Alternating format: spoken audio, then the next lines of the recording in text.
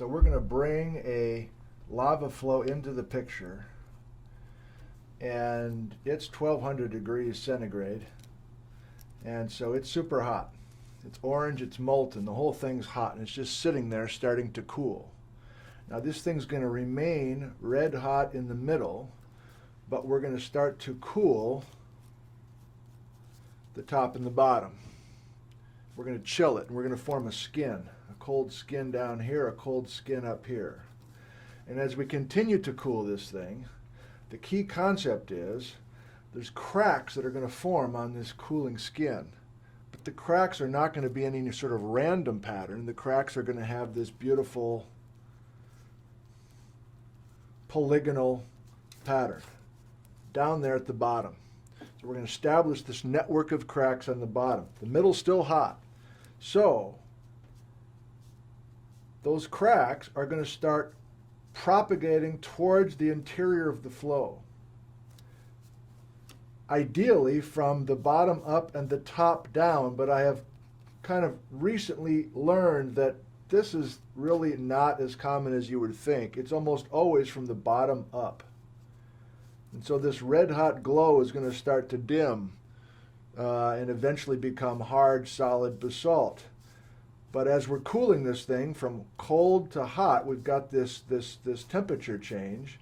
And so these cracks are crackling their way, independent from their neighbor, apparently. And there's a bunch of geophysicists trying to figure that out. So this is not some sort of net front. This is individual little cracks going up. But the point is, eventually we're going to get, in particular flows, a network of these columns in the lower colonnade. I don't know how to spell that, forget that.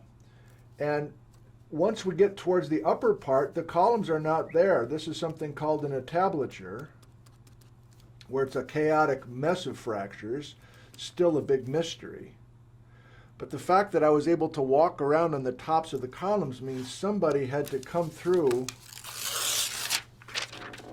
and take away the top half of the flow so that I can walk around and do my cute little song and dance on top of these columns.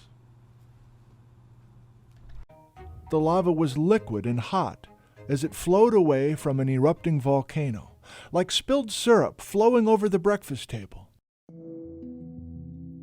If you start cooling hot lava, it will shrink and crack as it cools, just like drying mud.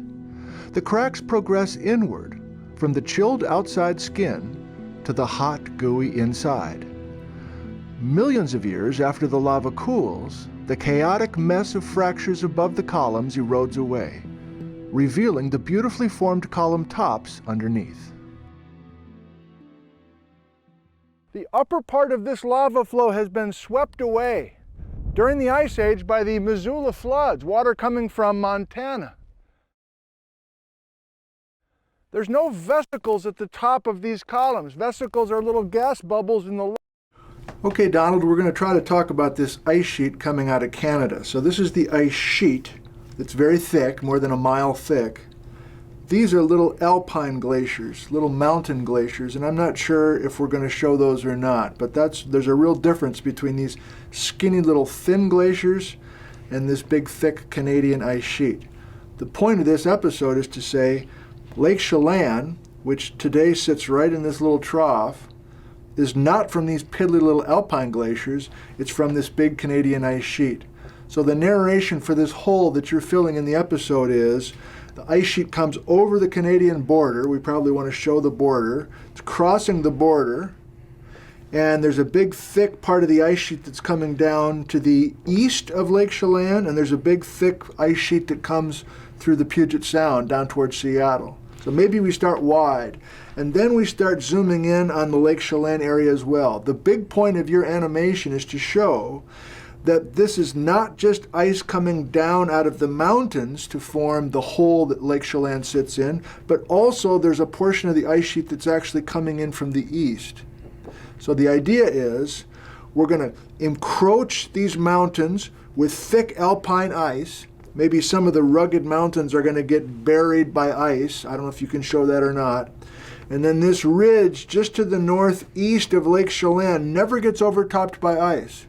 So we have one arm of the ice sheet coming down this way and another important arm of the ice sheet coming over the town of Chelan, which is right here, and pushing up the lake as far as a place called the Narrows. So we're going to have two arms of the ice coming together and meeting right there at the Narrows.